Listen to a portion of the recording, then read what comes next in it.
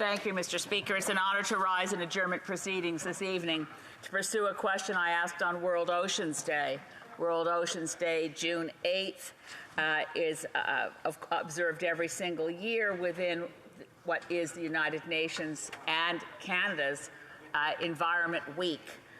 I asked about the impact of the climate crisis on our oceans and whether this government was prepared to take it seriously. Every single second, and I need to repeat this, when you do it in 30 seconds in question period, I think it goes rather quickly. Every single second of every single minute of every single hour of every single day, every second, the equivalent of 7 Hiroshima nuclear bombs, equivalent heating, is absorbed by our ocean due to our burning of fossil fuels and destruction of forests, the problem that gets referred to as the climate crisis. I put that forward. We're seeing changes in our ocean currents. They're massively dangerous. We are seeing ocean levels rising, but so are the acidity levels in our ocean water rising.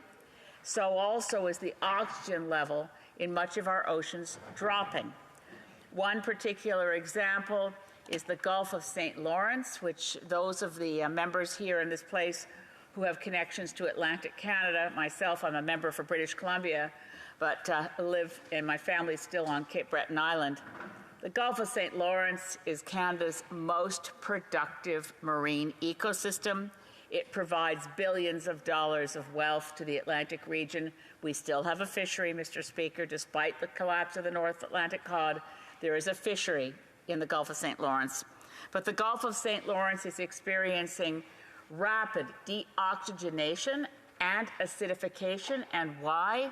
Because the Gulf Stream is stalling and the Labrador Current is stalling. And what happens is that as you used to refresh the Gulf of St. Lawrence with the colder water from the Labrador Current, which was full of oxygen, the Gulf of St. Lawrence is now being recharged by a stalling, warmer, deoxygenated Gulf Stream. Well, all of this, of course, points to the fact that the climate crisis isn't a manageable issue, like put some kind of a filter at the end of a tailpipe and keep on polluting. That's the approach this government has taken. Its so-called solution of net zero by 2050 is nothing but propaganda. As I pointed out to the parliamentary secretary in that debate, net zero by 2050 is not a goal, it's an epitaph. Now, it's true that the Intergovernmental Panel on Climate Change, the most eminent scientific and most rigorous process ever invented for any issue, has made it clear that, yes, by 2050 we must be at net zero, and we must meet the commitments to hold to as far below 2 degrees as possible, and if possible, hold to 1.5 degrees. But net zero by 2050 is a lie and propaganda if that's all that's mentioned, and it's not mentioned that in order to have it make any difference, the curve of that line starts with a rapid drop. In other words, we must ensure that before 2025, globally emissions stop rising and start decreasing. We also must ensure that by 2030, that curve has dropped so fast that it's about half of what it was in 2010, and then it levels out like this. But I'm afraid the human brain rather translates net zero by 2050 as if, oh, we have lots of time. But the line doesn't go like this. The line must go like this. So when the government approves Bay du Nord and insists on completing Trans Mountain, they're foreclosing any hope of holding to a livable world. The Honourable Parliamentary Secretary to the Minister of Environment and the Minister of Natural Resources. Thank you, Mr. Speaker. And I really appreciate that the member opposite is talking about oceans. I think that they're extremely important, and that's why we have put so much work into the Oceans Protections Plan.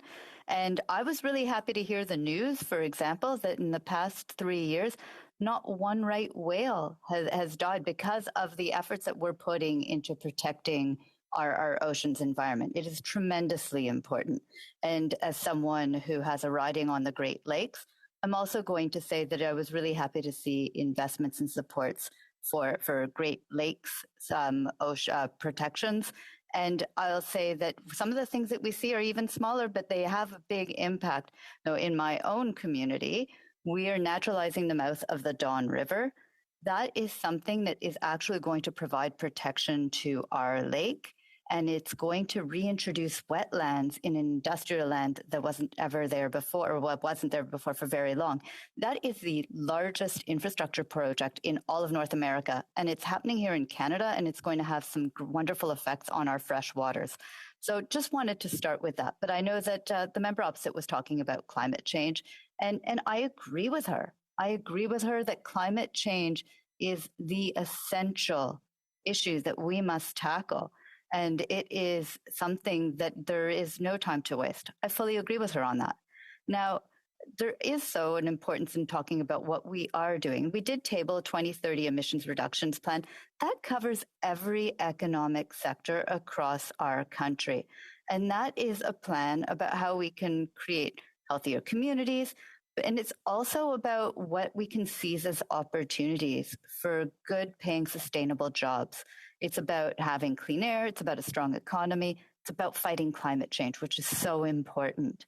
Now, when you look at what we have done, its scientific and economic imperative to reduce emissions is clear.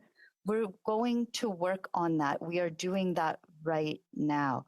I want the member opposite to see that. You know, when we talk about transportation, we're putting a sales mandate on zero emission vehicles. It's about combustion, and we are working on that. And we're also seeing that there are investments in the manufacture of zero emission vehicles here, in batteries, battery manufacturers here. So there's a combination, right? We are working on reducing combustion. At the same time, we're creating jobs and investments here in our country. Now, the 2030 ERP takes into account the reality that we need to set guideposts for each sector, and it highlights the measures and strategies towards the lower bound of Canada's 2030 target of 40 to 45% below 2050 levels. And with deepened collaboration and partnership with all levels of governments, Indigenous peoples, industry, the financial sector, and civil society, that will enable further reductions and position Canada to achieve the upper bound of the target. It includes investments in a suite of new measures to help mobilize Canada towards a truly sustainable economy and to be a leading competitor in a global transition to cleaner industries and technologies. Those are technologies that we can export and help the world as well as it's going into its green transition.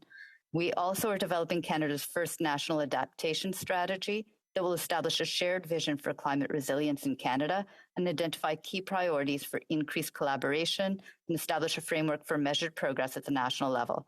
So that's another important piece that we can focus on.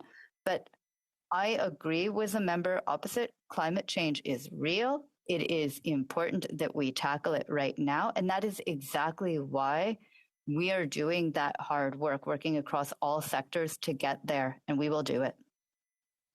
L'honorable député de Saanich Gulf Islands. The Honourable Member for Saanich Gulf Islands. Mr. Speaker, the Parliamentary Secretary, I know, cares about climate. I'm sure the Prime Minister and the Minister of Environment care about climate. The totality of their efforts put us on track to an unlivable world for our kids as assessed by the science.